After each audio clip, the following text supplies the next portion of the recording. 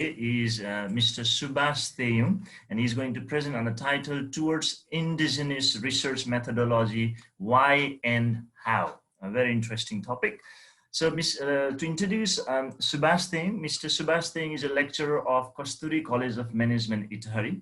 He earned his MA B.Ed from Tribhuvan University. His works are published in various national journals and has edited few of them.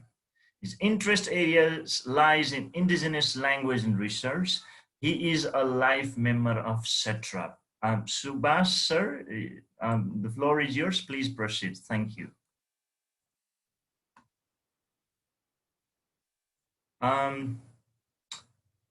Subhash, sir, I think your microphone is on. If possible, try not to use the earphone. Sometimes it's I'm not using audible. Let's. I think it's not working. Test it. Are you hearing me, sir? Yes, we can hear you, but not clear enough. A bit louder. If my microphone didn't work, no problem. Shall I start? So yes, I'm visible and audible now. Okay, yeah, yes, please proceed. Please speak louder. Thank you so much, Mr. Umesh Bandari, sir, the host of our webinar, and the chair of our CETRAP, Dr. Ramjit Timal Sinha, our honorable patrons, the chief guest, like members of CETRAP, all the scholars, lecturers, PhDs, MPhil scholars, and all the participants. Well, I'm very much pleased to get this opportunity to present my paper in front of you all, the great scholars. I feel very much pleased. And well, in this research, I think I will simply try to bring into discussion on this, since it is a paper, but it will be just the introduction of the topic, since it is very broad and it is the research methodology. And I missed Dr. Achyut sir's presentation as well due to my internet interruptions. Well, anyway, now let me share my screen.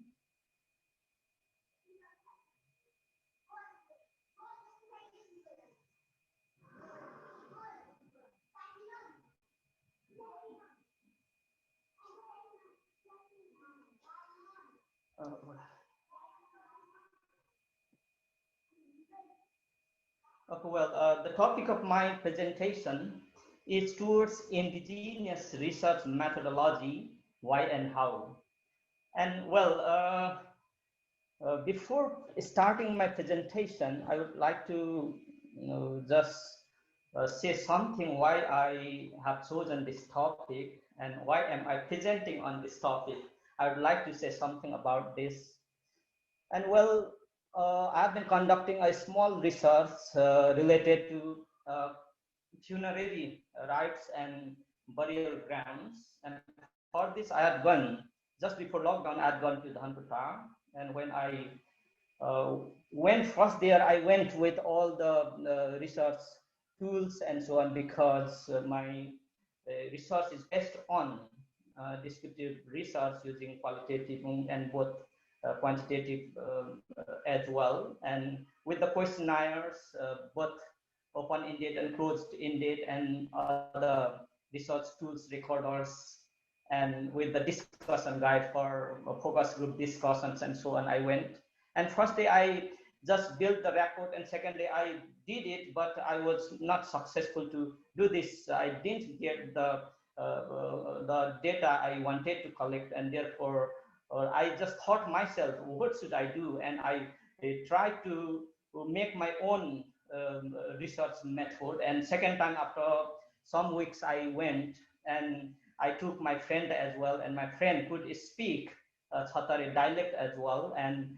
I also learned to speak a little the Satari dialect, and I just started using their dialect and started speaking. And thereafter, without using chairs, we sat on the mat, all right, and we just sat. We sat all together in the circle, and simply whatever they wanted to drink, I provided a little, and they drank a little millet beer as well. And finally, what I wanted to get the different aspects of funerary rites and burial ground, that to a great extent I received that. So thereafter I thought, what can my methods would be related to? And thereafter I came to know this indigenous research methodology, and thereafter I just read this book and came to know that here this sort of method can also be one of the worldwide methodology. And well, the purpose of my presentation is simply to introduce indigenous research methodology. I'm introducing on this since it is very broad and it needs, I think, more than 50 papers to know all the methodology under this. So my presentation today will be just to introduce. And well, of course, my purpose will be to say that indigenous research methodology may also be a choice for researchers. And well, what do I mainly focus on to introduce indigenous research methodology in this presentation? Well, firstly, I'll try to speak on why its indigenous research methodology and indigenous research methodology has been introduced. And thereafter, secondly, to understand indigenous research methodology, we need to know the conventional research paradigms, that's the Euro-Western research paradigms as well, which are in practice so far. And I will discuss about this comparatively. And finally, of course, I just talk about the indigenous research paradigms and methodology only. I will not go into the different types of the research and different techniques and so on. I simply overview only. And well, or reference or literature review, I wrote myself here. Here I just read one book, the latest and worldwide, I think, very famous book. I just came to know, and I got this indigenous research methodologies. It's written by the Chili Shah.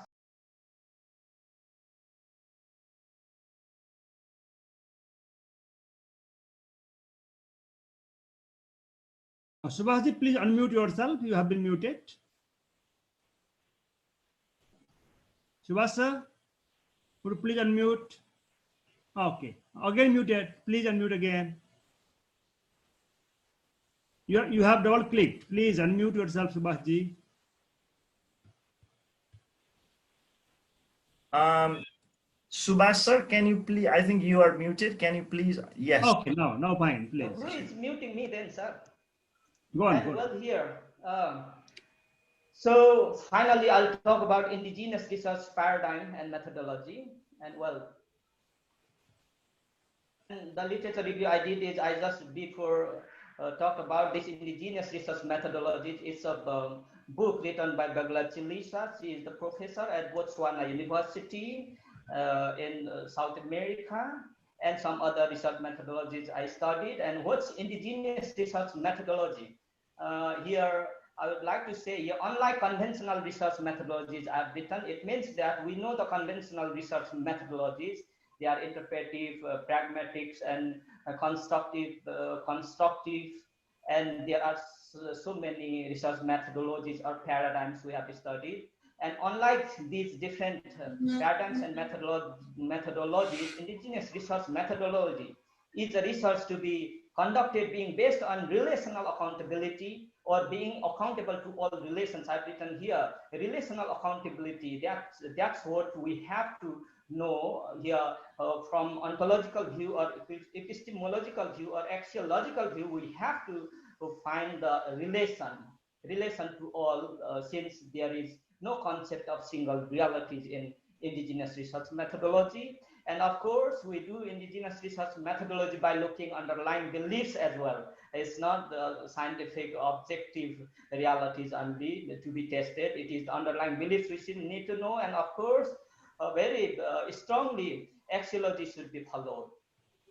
And here, so why is indigenous research methodology has been introduced? For this year, I have written here to collect the in-depth interview qualitative data. And of course, we know the research methodologies change in order to identify the real matters, the true matters from our research, I think. So such different methodologies they develop and they are founded.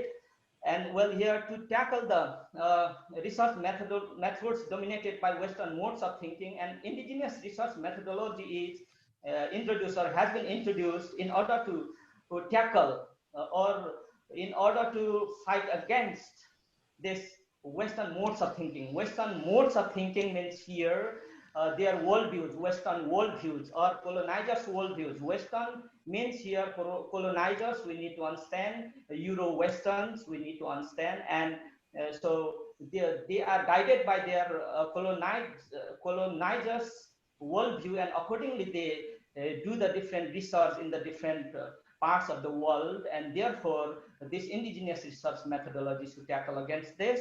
And it is, of course, to identify and invoke indigenous knowledge system formerly colonized, historically marginalized and oppressed groups. And we know very well the different countries in the world were colonized by the powerful countries in the past, and they colonized different countries and they visited to different places. There they researched and they used their own methods with their hypothesis, and they try to identify according to their hypothesis, and they made the ideology, and they try to just make it universal to all as their ideology, and that's been imposed to the colonized. And this indigenous research methodology tries to invoke this knowledge system of indigenous people, and it interrogates imperial and colonial power in research. I think it has come up. And now here difference. Now I think we need to know the different worldviews, indigenous and indigenous and Western worldviews here, Western colonizers' worldviews and indigenous worldviews here. And now, if we see Western colonizers' worldviews is related to scientific, or they just believe on objective reality, and they are skeptical, of course. But indigenous worldview is they see the society spiritually or spiritually oriented society they find. And of course, the Westerners believe on only one truth, but indigenous believe many truths or multiple truths, and they all are here dependent to each other. And compartmentalized society, the society, different parts of society are separated, and they have their own functions independently, like this the Westerners believe. Whereas the indigenous worldview is, of course, all the factors in the society, all the aspects in the society are relatedness, and all are connected. And of course, land is for benefit. Westerners, colonizers believe that land is for benefit. It can be used, exploited to the maximum level in order to gain the benefit in the name of development. We can use this, and we should get benefit for our happy life. They think, but indigenous worldview is the land is sacred. They worship it. And here now, wealth is for personal gain. The Westerners' view is wealth is personal gain, but the wealth indigenous people take as the wealth of community. This is the indigenous worldview. And of course, knowledge is individual. The Westerners take it means here I'm in this status because of my own knowledge, because of my effort. They say, but indigenous knowledge they don't say. What they say is indigenous people say I'm in this status because of you. Because of you, I'm here because we are there, you are there. This sort of concept they build up. That's what the indigenous worldviews and the Western worldviews. And according to these worldviews, they make the different research methodologies, and so far which are in existence, which are in practice, are mostly according to such worldviews. Therefore, indigenous worldview should be established. It is seen to have been established from that point of view. And before indigenous worldview or before indigenous methodology was not methodology, just a perspective, but now it's been indigenous research paradigm and its own methodology. And here, conventional Euro-Western research paradigm, we need to know this, and for this I have here presented a table here. Of course, positivist and post-positivist paradigm, and interpretive, constructive paradigms, transformative paradigm. These are the three main paradigms which are in practice, and under this there are many other types of researches, of course, and positivist and post-positivist take ontology. Their ontological view is everywhere they research has a single reality, and within it probability post-positive this try to say this, and epistemological their view is it can be tested, verified, and objectively and scientifically they take like this, and they take axiology as a value free. It means here they can use their scientific methods in order to identify their data. They should be left free to use and methodology, and mainly that's what the quantitative research method. And here interpretivist or interpretive paradigm is here they believe ontological view is multiple social constructed realities are being developed, and here knowledge is subjective but based on human experiences, causal bound, but there is power hierarchy they believe on it. And axiological their view is here values are integral part, but no value is wrong, only different, but there is different in values they believe. And as a whole broadly I have written qualitative method they use, interpretive and constructivist use this. And here transformative paradigm, here they believe their ontological view is multiple realities and they are shaped by the human rights, and it is changing according to the politics, social transformations, and so on. They believe on it. And here epistemological view is knowledge is true when it is found and transformed into practice. They believe in it. And axiological their view is it is committed to the values of social justice, human values, and cultural norms. And of course I have written the main is a mixed method is what the transformative paradigm they use with, and of course that participatory research as well. And now here conventional Euro-Western research methodologies. Now just before I talked about that paradigm, now what are the methodologies here?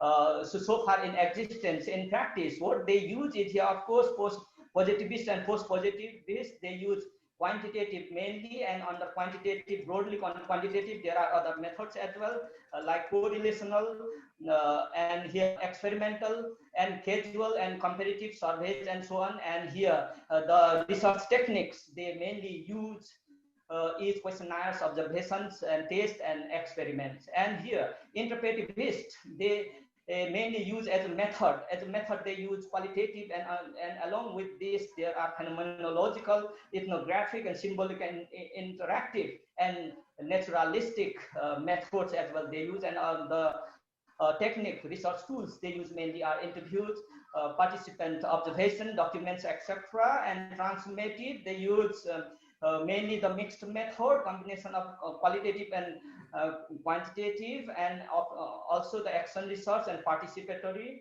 and culturally responsive qualitative techniques they use. And there may be many other methods under these approaches, and I have written this much here.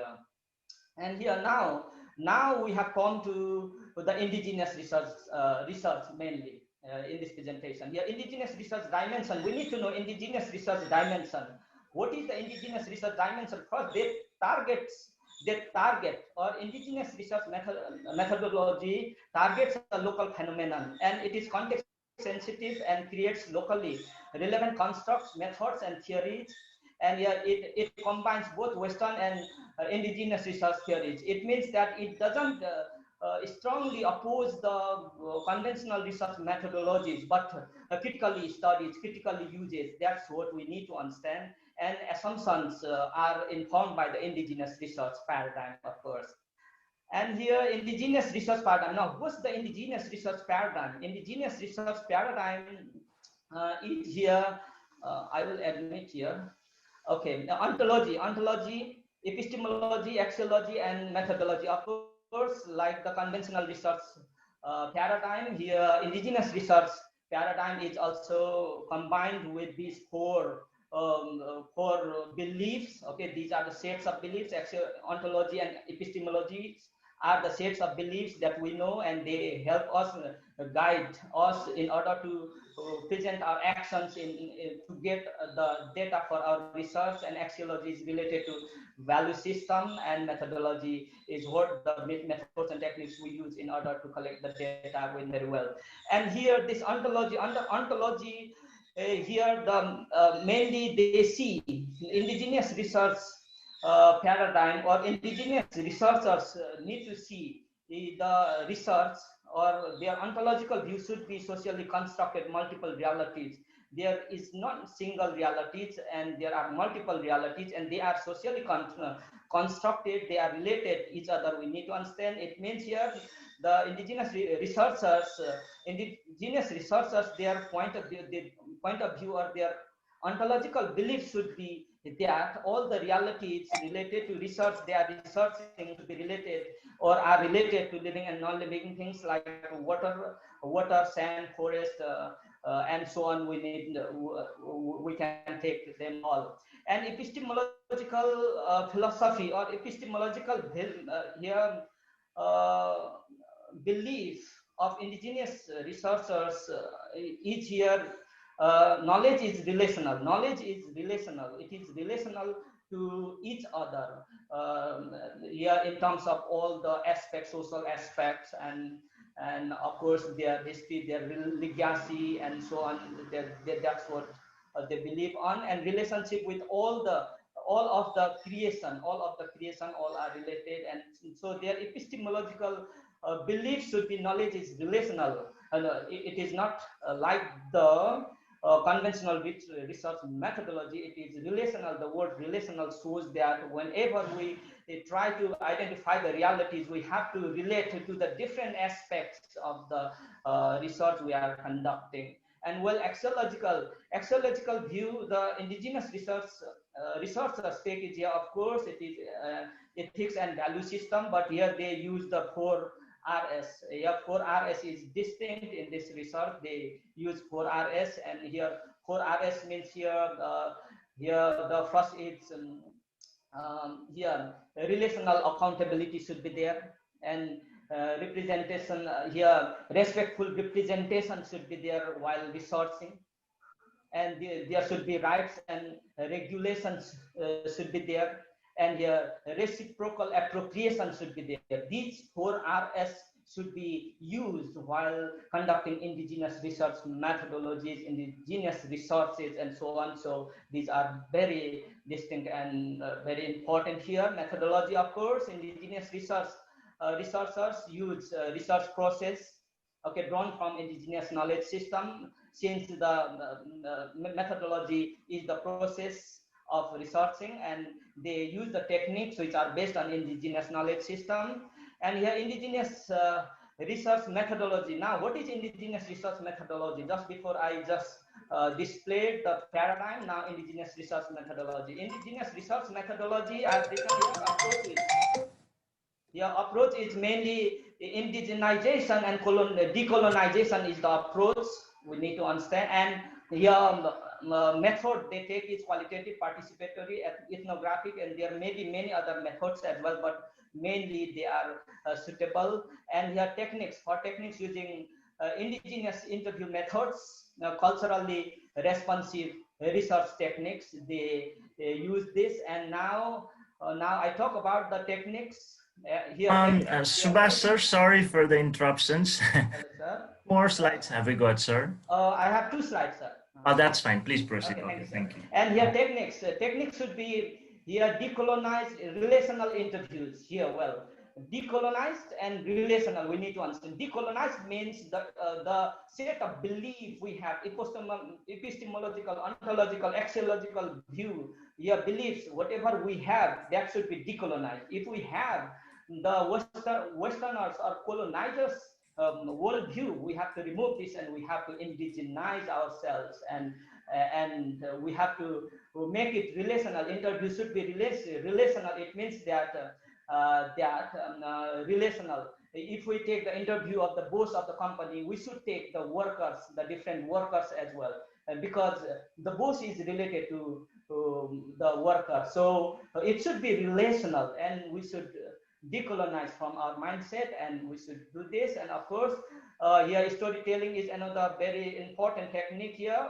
and under storytelling or the oral literature, folk tales, folklores, legends, myths, songs, air poems, and so on, and another ethno-philosophic techniques are used. And here proverbs and metaphors are also important. Of course, cultural artifacts and so on. These are the different techniques we can use, and these techniques can be conducted at any time in their convenience. And mainly, I talk about this decolonized interview, and I said what is decolonized interview. And here, mainly here under this decolonized interview, the focused life story interview is another very important technique. And here discussion in the customary institutions. Here discussions in the customary institutions are also important. For example, in Nepal, if we focus here, the Tharus have their Bodgar, Limbus have their Tumyang system, and so on. These are customary institutions, and focus group interviews should be taken. But there are certain here protocols, there are certain norms and values there we have to follow and should take this FGI. And here under FGI, of course, talking circles can be called under FGI, and under FGI, talking circles can be done in community, in family.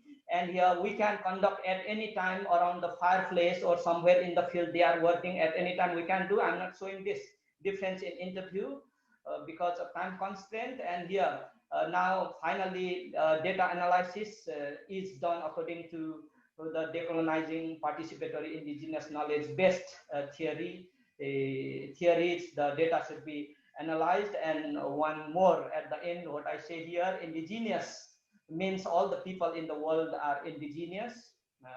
They are indigenous if they live together and have their own way of life, or sort of their common belief. If they live in the society following their own norms and values, and they are indigenous. It is not like the political definition we find here.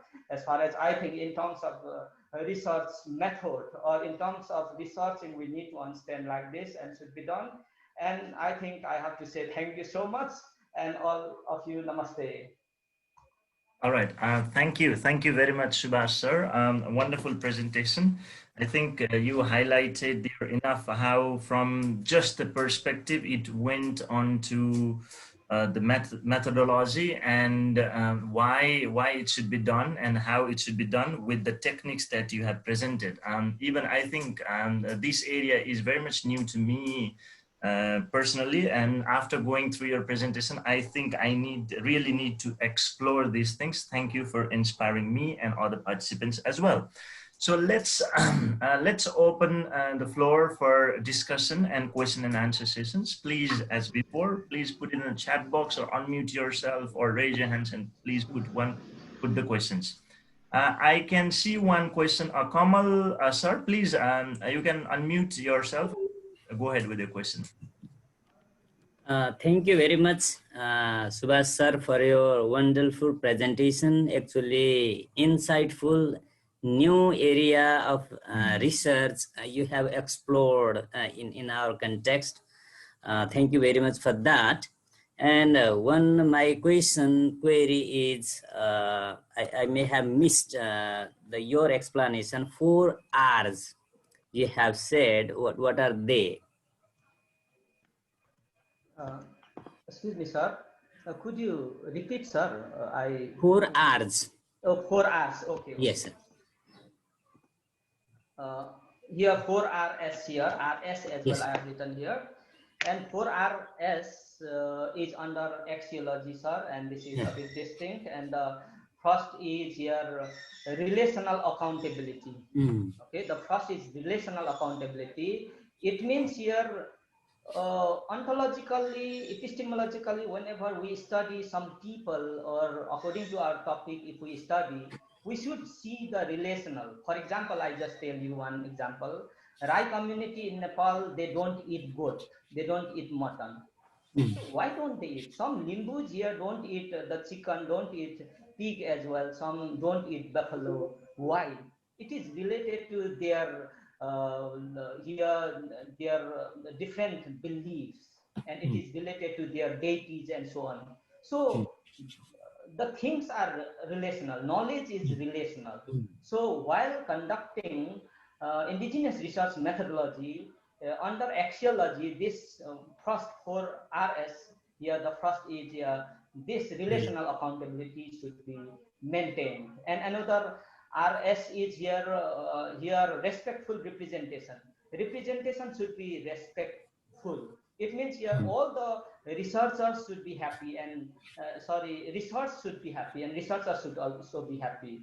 All types of the here participants should be gathered. It should not be on the basis of the hierarchy in terms of their knowledge, education, and so on. So respectful representation should be there, and similarly here reciprocal appropriation should be there. They should be related, they should be reciprocal in terms of the different questions we ask and the methods we use and techniques we do. And rules and regulations here, rules and regulations should be maintained. The researchers should maintain according to the convenience of the research.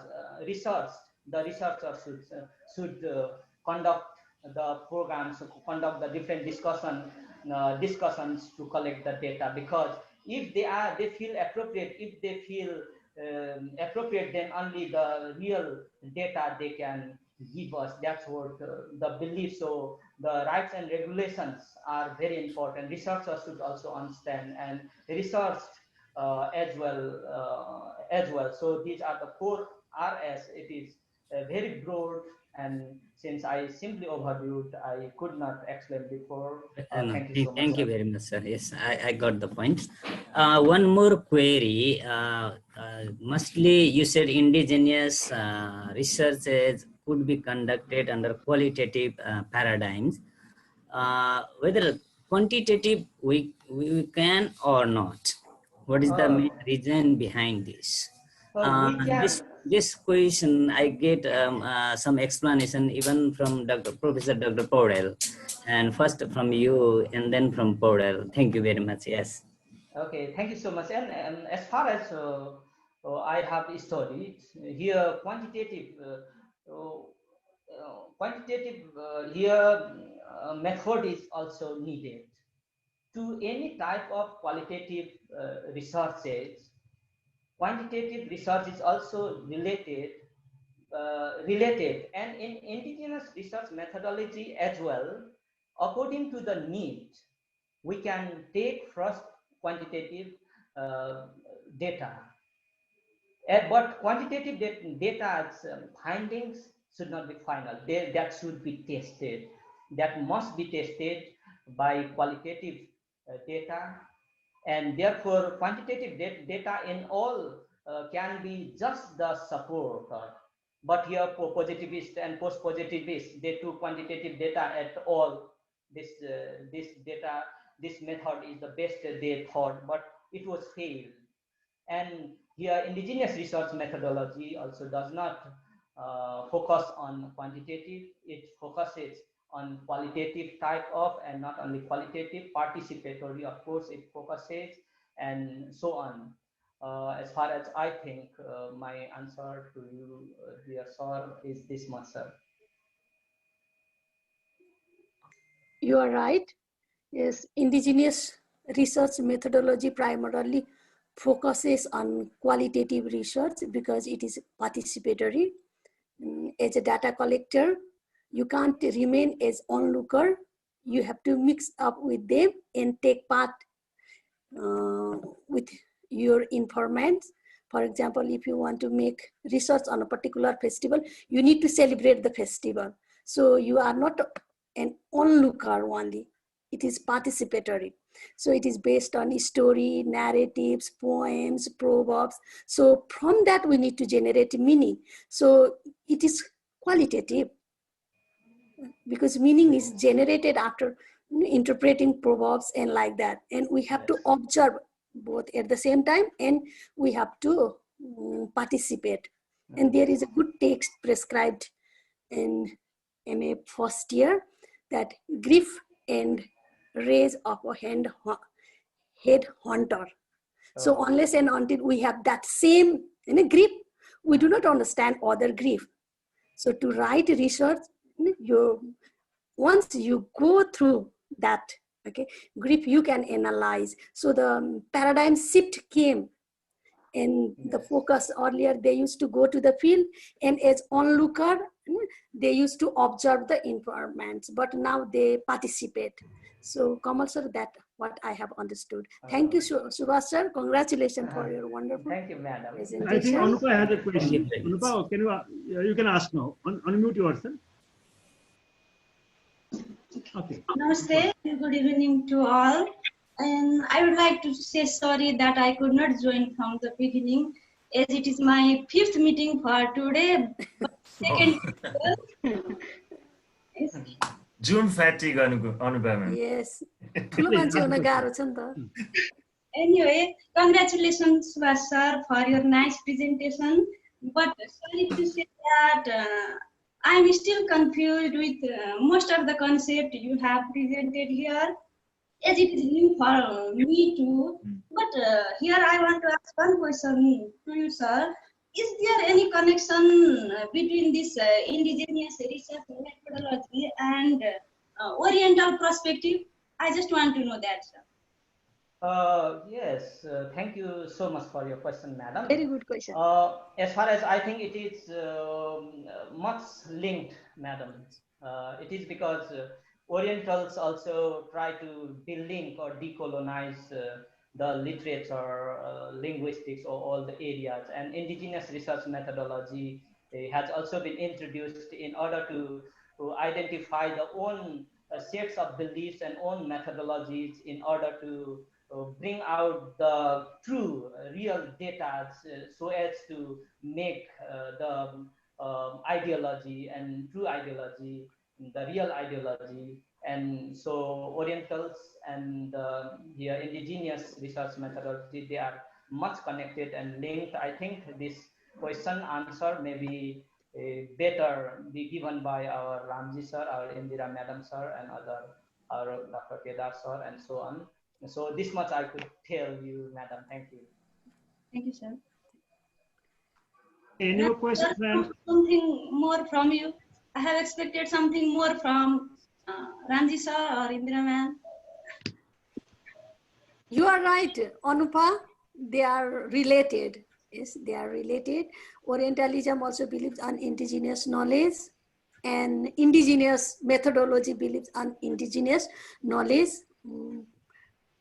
So instead of that modern legal system, for example, if they solve the village problem with that traditional panchayat system, and since you are, and you need to know about those aspects as an officer, it is quite good question you raised.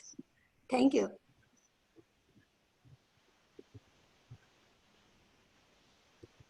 Okay, I think we have to move ahead, Umesh ji. All right. Okay. Thank you. Thank you. As we are running out of,